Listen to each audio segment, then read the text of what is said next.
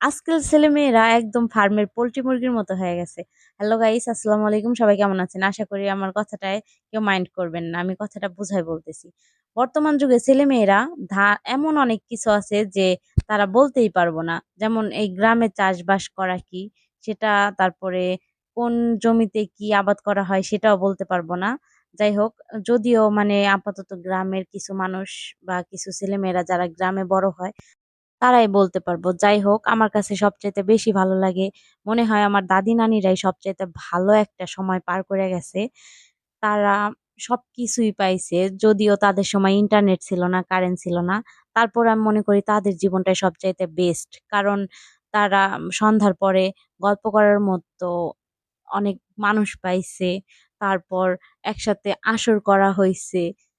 তাদের সারাদিন পরিশ্রমের পরেও কোনো ক্লান্তি আসে নাই। তারা নিজে ধান ভাইনা ধান খাইছে, চিড়া কুটছে। আবার শীতকালে যখন পিঠা পায়েস তৈরি করা হইছে, তখন তারা নিজে হাতে বা নিজেরা ঢেঁকিতে ধান ভাইনা তারপর না বিভিন্ন রকমের পিঠা পায়েস তৈরি করছে। আর তখন একজনের বাসায় কোনো আয়োজন হইলে সকলেই আসছে গেছে। কিন্তু বর্তমান যুগে সেই রকমের আমি কিছুই দেখি না।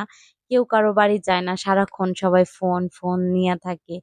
তো আমার সবচাইতে বেশি আফসোস লাগে যে হয়তো যদি আমরা ওই লাইফে থাকতাম। কারণ বর্তমান যুগে যেই পরিমাণ অসুখ-বিসুখ আমরা ফেস করি অল্প একটু বয়সে, আমার মনে হয় না তারা এই বয়সে আইসাও এতটা অসুখ-বিসুখে ফেস করে বা সম্মুখীন হয়। তারা মনে হয় সবসময় ফ্রেশ জিনিসই খাইছে।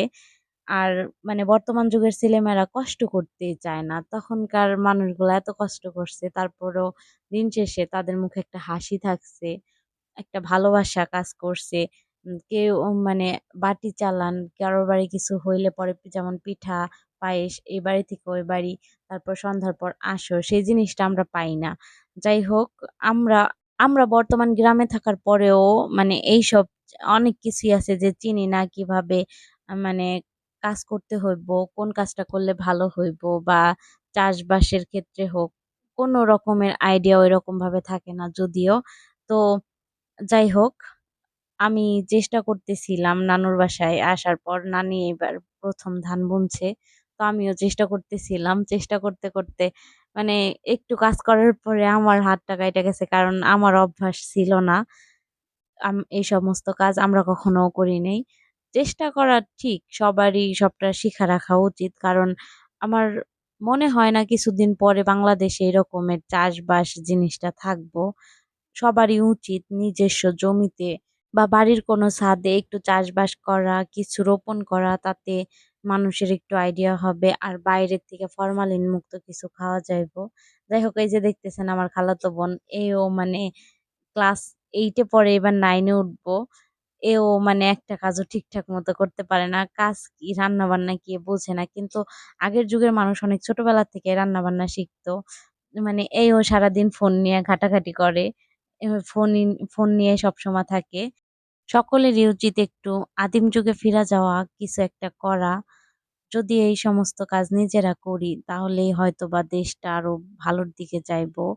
আর নিজেদের জমিতে নিজেরা চাষবাস করে খাইলেও হয় মানে সবচাইতে ফ্রেশ জিনিসটা পাওয়া যাইবো। তাই সকলেরই উচিত নিজেদের মানে বদলানো, একটু ভালো কিছু আশা করা, নিজেরাই কিছু করা।